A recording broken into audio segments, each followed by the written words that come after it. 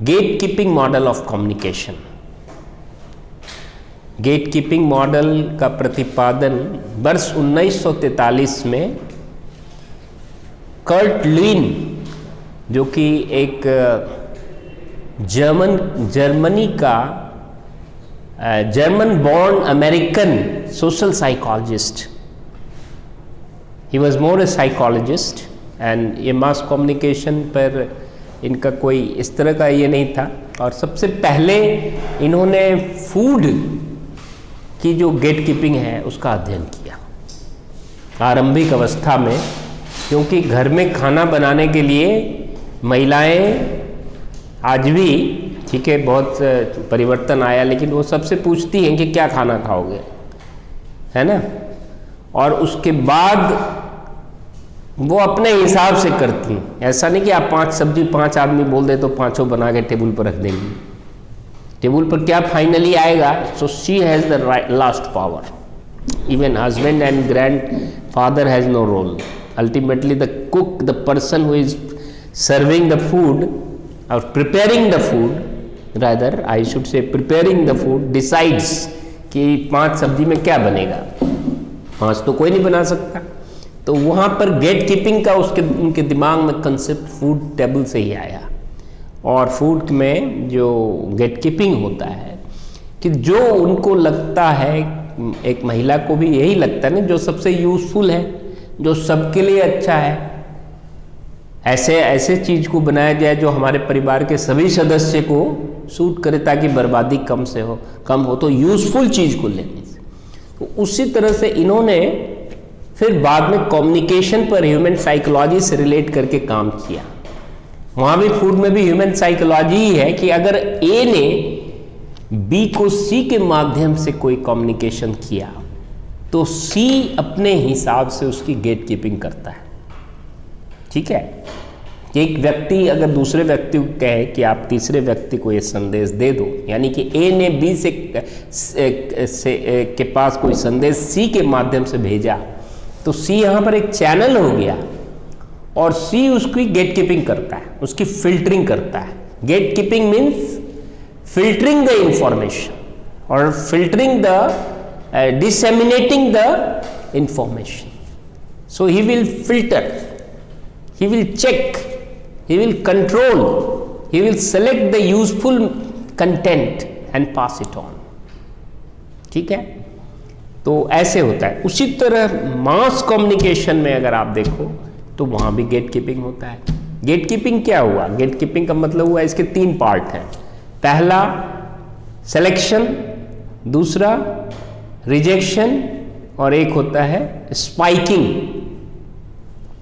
News room में भी जाएंगे आप तो एक स्पाइकिंग होता है कि कुछ न्यूज को आउटराइटली रिजेक्ट कर दिया जाता है, कुछ न्यूज को आउटराइटली सेलेक्ट कर लिया जाता है, और कुछ न्यूज को स्पाइक ट्रे में रख दिया जाता है। अब तो उस तरह का ट्रे जैसा चीज नहीं है, पहले अब तो कंप्यूटर पे भी होता है, वही उसी को दूसरे रूप में करते हैं कि एक डब्बे में रख देते हैं, टू बी डिसाइडेड और टू बी सेलेक्टेड। तो स्पाइकिंग मीन्स पेंडिंग। इसको ये कितना यूजफुल है स्थान के अनुसार, समय के अनुसार, स्थिति के अनुसार, तो उसको स्पाइक कर देते हैं। जैसे चौकीदार होता है ना, आप बड़े आदमी के अधिकारी के पास जाओगे, कोई मुख्यमंत्री के पास ही जाता है तो हर आदमी तो नहीं घुस सकता, कुछ आदमी सीधा घुस जाता है। तो एक उदाहरण दे रहा हूँ, मंत्री है कुछ, वो सीधा कुछ भी मीटिंग चल रही है, बट प्रॉक्सिमिटी कितनी है, there are ministers who can directly, खास करके पॉलिटिशियन के यहाँ फ्रीडम फ्री होता है, क्योंकि उसके लिए वो भी व्यक्ति उतना ही महत्वपूर्ण है।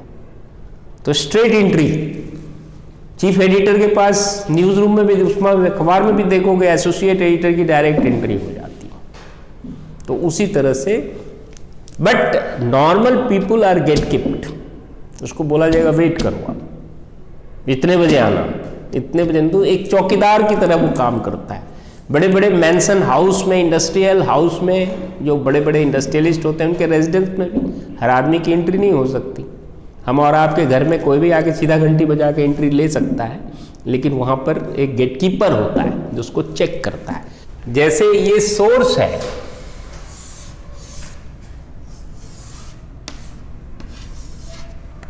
और ये रिसीवर है, ये मास कम्युनिकेशन के कंटेक्स्ट में है, दूसरे कम्युनिकेशन में भी हो सकता है। अब यहां से मान लिया जाए कि मैसेज है M1,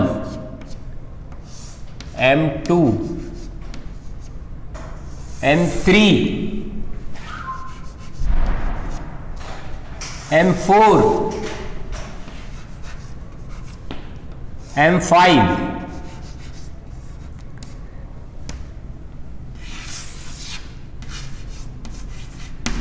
यहां पर एक गेटकीपर है, जैसे एडिटोरियल डिपार्टमेंट है न्यूज रूम का, वो गेटकीपर है एक तरह से। रिपोर्टर के यहां से बहुत सारे न्यूज आते हैं, स्ट्रिंजर के यहां से बहुत सारे न्यूज आते हैं, कॉरेस्पॉन्डेंट के यहां से बहुत सारे न्यूज आते हैं।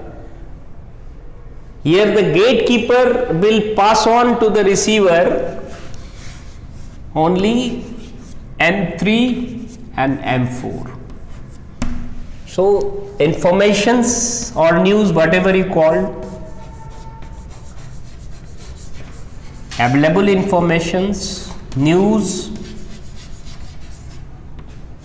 M1, M2, M3, M4, M5, but only M3 and M4 is found to be newsworthy, useful, so they were kept, rest were rejected, and only few news जो कि उसके लिए उसकी न्यूज वैल्यू है, उसमें न्यूज वर्दीनेस है। तो ये मास कम्युनिकेशन में भी गेट कीपिंग मॉडल बड़ा उपयोगी है और बहुत ज़्यादा रेलेवेंट है, बहुत ज़्यादा सार्थक है। आज भी अगर आप देखें तो इस मॉडल की काफ़ी ज़्यादा एप्लीकेशन है न्यूज़ रूम में। Gate keeping is the heart and soul of news room. किसी बड़े अखबार में आप जाएं तो लाखों की करोड़ों की संख्या में न्यूज़ आता है। लेटर टू एडिटर की भी बात करें तो 500-600 आता है डेली। अब तो ऑनलाइन होता है, पहले जब हम लोग अखबार में थे तो एक एक घंटे में अखबार का जो बड़ा सा ड्रम होता था वो रिजेक्टेड न्यूज से भर जाता, एक घंटे में भर जाता, बड़ा बड़ा ड्रम, इतने न्यूज़ आते हैं, सबको नहीं छाप सकते। खुद के रिपोर्टर का न्यूज़ रिजेक्ट हो जाता है। Desk has all the power.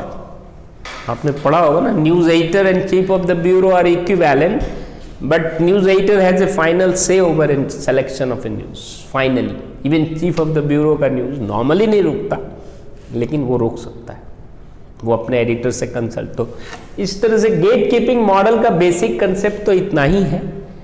इसकी मेरिट्स आप देखें तो इसमें कुछ महत्वपूर्ण तत्व उभर कर सामने आ रहे हैं, तत्वों की अर्थपूर्ण व्याख्या हो रही है, और यह मॉडल जनसंचार हो, चाहे इंट्रापर्सनल ग्रुप कम्युनिकेशन हो या पर्सनल ये हो, लेकिन मास कम्युनिकेशन में इसका बहुत ज़्यादा प्रयोग होता है और उसकी यूज़फुलनेस के अनुसार। लेकिन आज मीडिया को देखो तो उसके अपने अपने वेस्टेड इंटरेस्ट हैं, तो अपने अपने हिसाब से गेट कीपिंग करते हैं।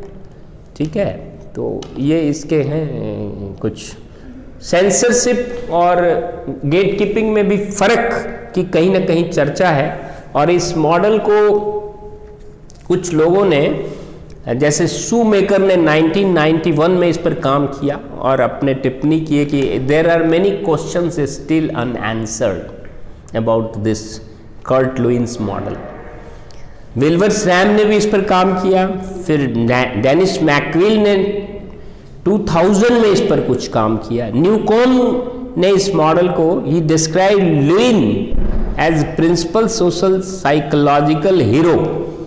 तो सबने समयांतर और कालांतर पर इस पर अपने अपने शोध पत्र लिखे और टिप्पणी की, लेकिन आज भी वर्तमान में यह मॉडल अति प्रासंगिक है। जैसे आप देखिए कि गेट कीपिंग विभिन्न क्षेत्रों में लागू होता है।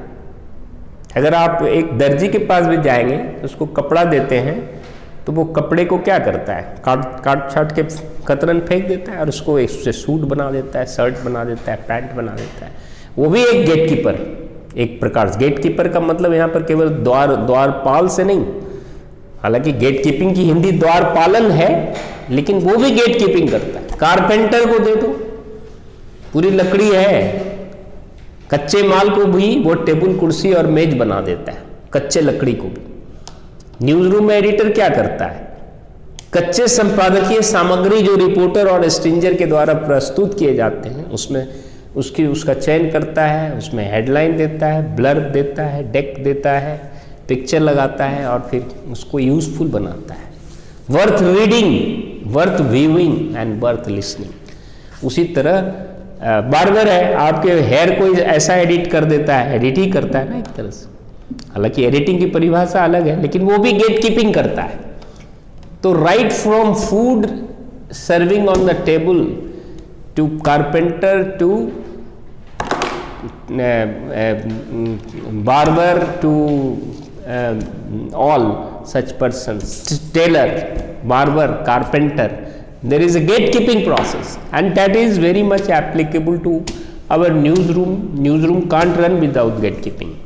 Every now and then there is a gatekeeping of news, views, reviews, interviews, previews and so on and so forth.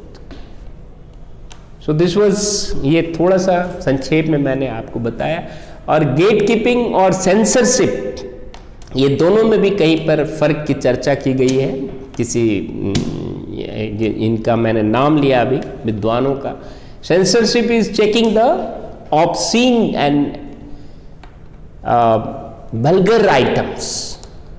Gate keeping is not that. Gate keeping is rejecting the useless item and selecting the useful item. Of course, depending on the suitability of the newspaper's policy and reporters or editors perception, वो सब चीज़ तो जब इसका आप interpretation करेंगे तो आएगा ही। तो ये मैंने संक्षेप में आपको बताया।